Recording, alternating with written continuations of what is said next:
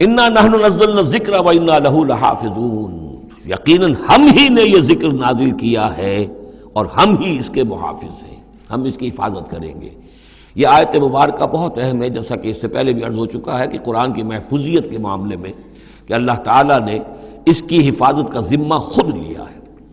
جہاں تک تو تعلق ہے انا نحن نزلنا الذکر کا، تو یہ چیز تو اپلیکیبل ہے تورات کو بھی اور انجیل کو بھی۔ تورات بھی اللہ نے نازل کی، ہم پڑھ چکے سورہ مائدہ میں انا انزلنا التوراۃ فیہا ھدی ونور۔ انجیل نازل کی ہم نے، اس میں بھی ہدایت بھی تھی، نور بھی تھا۔ لیکن دوسرا ٹکڑا انا لہ لحافظون، ہم ہی ہیں اس کی حفاظت کرنے والے، یہ صرف ایکسکلوسیو ہے معاملہ قرآن کا، اس کے سوا کسی اور صحیفہ آسمانی اور کسی کتاب سماوی کو اللہ تعالیٰ نے ضمانت نہیں دی۔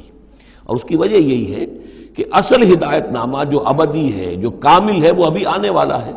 لہذا یہ سابقہ ایڈیشنز جو ہیں، نامکمل ایڈیشنز ہیں، یہ تو یوں سمجھیے کہ انٹرم پیریڈ کے لیے کچھ انسٹرکشنز تھی جو دے دی گئیں، ان کو مستقل طور پر محفوظ رکھنے کی کوئی ضرورت نہیں تھی۔ یہ ختم نبوت پر ایک بہت بڑی دلیل ہے کہ کسی بھی قادیانی سے اگر بات کی جائے تو اگر اس سے یہ کہا جائے کہ آیا تمہارے نزدیک قرآن میں ہدایت کامل ہوئی یا نہیں، تو جواب دے گا ہدایت تو کامل ہو گئی۔ نمبر 2، کیا تمہارے نزدیک قرآن محفوظ ہے یا نہیں؟ اگر وہ محفوظ بھی ہے تو پھر کسی اور وحی کی ضرورت کیا ہے؟ اللہ تعالیٰ کوئی کام عبث تو نہیں کرتا، ضرورت کے بغیر نہیں کرتا، کسی مقصد کے بغیر نہیں کرتا۔ یا تو یہ کہیں کہ ابھی ہدایت کامل نہیں ہوئی تھی، وہی جاری رہنی چاہیے، اس کا جواز ہو جائے گا، یا کہیں کہ کامل تو ہو گئی تھی قرآن میں لیکن وہ تو ضائع ہو گئی، محفوظ نہیں رہی، تب بھی وحی کی کھڑکی جو ہے اس کے کھلے رہنے کا جواز پیدا ہوگا۔